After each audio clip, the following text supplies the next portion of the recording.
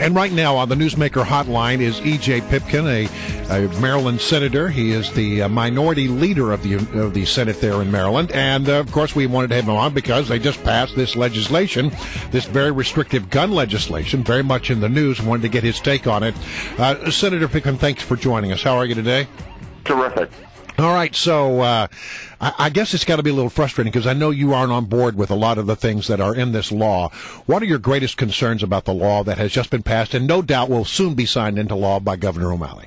Well, I think it's tragic. It was a missed opportunity. The 45 so-called assault weapons that are in the bill, not one of them was used in commitment of a homicide in the last year. We have a new licensing procedure that makes law-abiding gun owners go through a fingerprinting process. Yet its stated purpose is to try and rule out straw purchases where someone goes in and buys a gun for someone else that shouldn't have a gun. But the fact is there have been no prosecutions in the last year of straw purchases in Maryland. So that was the focus. Instead, we had an opportunity to focus on the mental health issue where there was a broad support. There's nothing in the bill of significance related to that. We could have put the security resource officers in our schools. The governor decided not to go that direction, so that's another missed opportunity. And for the criminals who use the guns in the commitment of gun violence, there's no tougher sentencing or no enforcement of those sentences that when they use a gun in a crime. So there's really the messaging here is that law-abiding citizens are going to be faced with fingerprinting and other methods to exercise their Second Amendment rights, while criminals who use guns have no additional sanctions. There are only 5 states where you have a fingerprinting requirement, and now Maryland is going to become one of them. We just had a guy on from the ACLU who says that on the federal background checks, they have concerns about the government keeping records long term of people who happen to be, expressing their Second Amendment rights.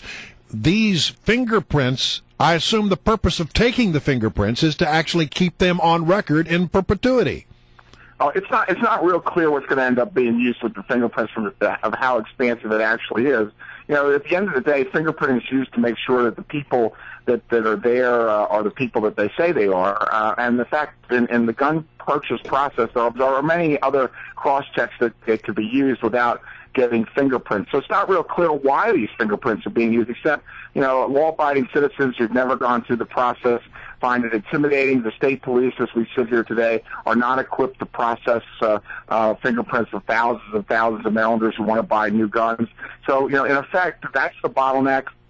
What the supporters really don't want to be talking about, but the true purpose here was to create a gun ban, not gun restrictions.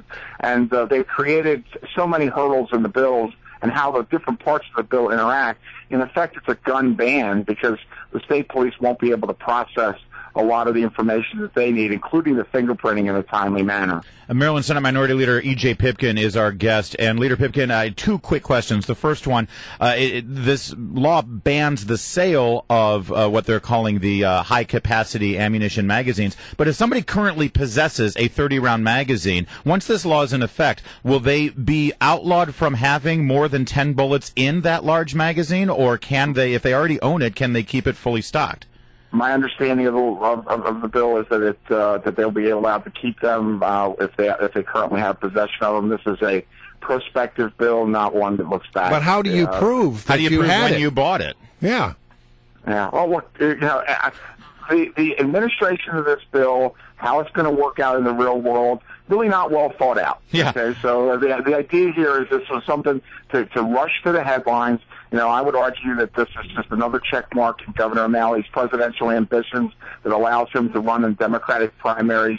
We've been going through this checklist this year, one after another, and this is the latest one. This is the headline-grabbing scenario that they wanted to do. The problem with that is that as he moves on to fulfill his presidential ambitions, the state of Maryland is left behind in the wake of billions of dollars of new taxes, gun control, the doing away with the death penalty, and a series of other rules and regulations and movements.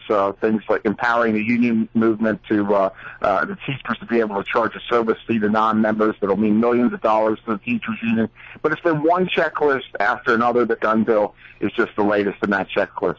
Well, here's the other thing. I mean, I'm sure there's going to be a referendum challenge to this law. I can only imagine that the people are now lining up to do that as we speak. And there was a move earlier, we heard about it, that someone in the legislature wanted to make it much more difficult to challenge laws. Where does that stand? Have you heard anything more about that? Well, that's the kind of legislation that in the last 72 hours of the General Assembly session that could make its way through. My understanding is it's currently in committee. It hasn't hit the Senate floor yet, but that's the kind of bill that has far-reaching consequences, that seems to have a history of making its way through the General Assembly in the dark of night, without a lot of thought. But it seems that the two routes for Maryland, we hear from Maryland voters all the time on the show here. They want to do whatever they can to stop this gun bill or this gun law. It seems like the two ways would be the referendum process or a fight in the courts. Is there some mobilization happening on either of those fronts?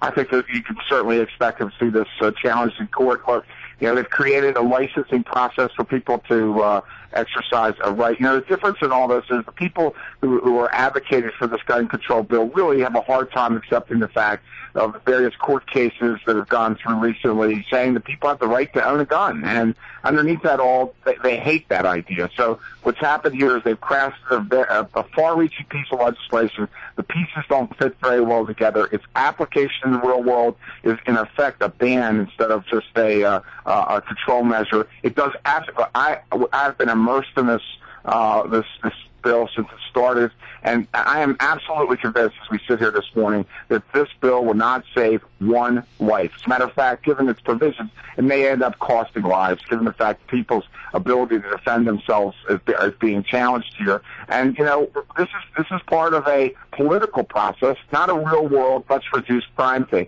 It looks good for the headlines. They'll have a great ceremony, and at the end of the day, our children in their schools and on our streets are not any safer because of this bill. Again, the 45 guns that are in the bill, none of them were used in a homicide in the state of Maryland in the last year.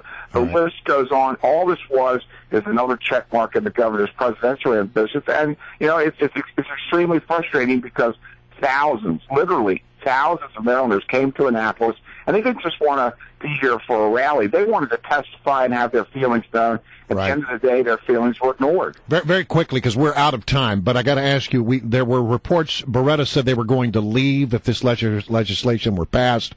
Have you heard anything from Beretta on that? There are some reports out there that they've made the decision, but I can't find anything authoritative. Well, we haven't been able to confirm that, but there are also some other gun manufacturers on the Eastern Shore. There's also a plating operation up in Baltimore. I think they're all potentially leaves. The Senate president said that Beretta yesterday on the floor did not appear that they were going to leave, but we'll see what happens. The fact of the matter is here we are trying to attract the FBI to Prince George's County to move its headquarters here, and now we have some of the most hostile gun regulations in the country. It doesn't bode well for them as the manufacturers. Us trying to attract people here because at the end of the day, people want to exercise their Second Amendment rights. This bill makes no common sense, doesn't achieve what the sponsors want it to achieve, and puts a tremendous burden on law-abiding citizens. Yeah, Leader Pipkin, we've got to roll. Thank you so much for joining us, and you're welcome here anytime. Maryland Senate Minority Leader E.J.